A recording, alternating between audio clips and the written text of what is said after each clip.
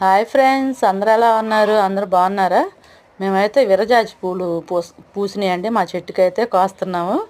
ఆ చెట్టు కింద కొంచెం తెగులు వచ్చిందండి. మీకు ఏదైనా మందు ఉంటే తెలిస్తే చెప్పండి. మేమైతే పురుగు మందు కొట్టాము, అయినా కూడా తెగులు వచ్చింది. నీళ్ళు బాగానే వాడుతున్నాము. ఇంకా పూలు కోసుకున్నాము. ఇప్పుడు మనుషులు ఎలా ఉంటున్నారంటే అందరూ మనతో ఎంతో స్నేహంగానే ఉంటున్నట్టే ఉంటున్నారు. మన వెనకాల మాట్లాడుకుంటున్నానే ఉంటున్నారండి. ఇప్పుడు నాతో ఎంతో స్నేహంగా ఉంటానే ఉంటారు.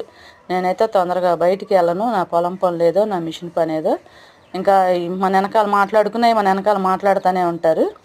ఇక్కడైతే సీతాఫలం చెట్టు ఉందండి, మా తోడుకోళ్ళది. వాళ్ళ కాయలు వస్తే బాగా చూపిద్దామని వెళ్తే అక్కడ పెద్ద కాయలు ఏం కనపడలేదు మీకు చూపించడానికి. ఈ మధ్య అంతా కోసేశారు పిల్లలు, ఎండాకాలం ఇంటికాడ ఉండేసరికి. సరేలే అని చూపించి అలా వచ్చేసాను. ఇంకా కాయలు అయితే బాగుంది. ఇంకా మా కోడి ఒకటి ఉందండి, అది జాతి కోడి. పొదగేద్దామని చెప్పి నేను ఇవాళ పొదగేస్తున్నాను.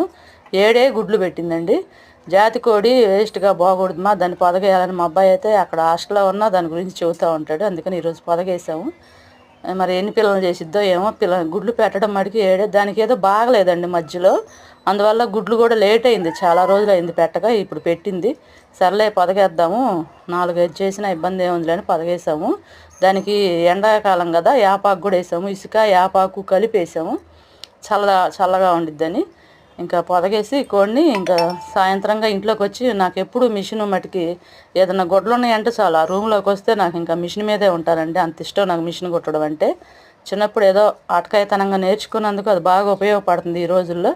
ఇప్పుడు నా కాళ్ళ మీద నేను నిలబడటానికి అది చాలా ఉపయోగపడుతుందండి. అందుకని ఖాళీగా ఉన్న వాళ్ళు చాలామంది ఏదో పని నేర్చుకుంటే మంచిది కదా. అందుకని నేనైతే అది నేర్చుకున్నాను. మధ్యలో మా చేసి హోంవర్క్ రాసుకుంటా ఉంది నా పక్కనే కూర్చొని.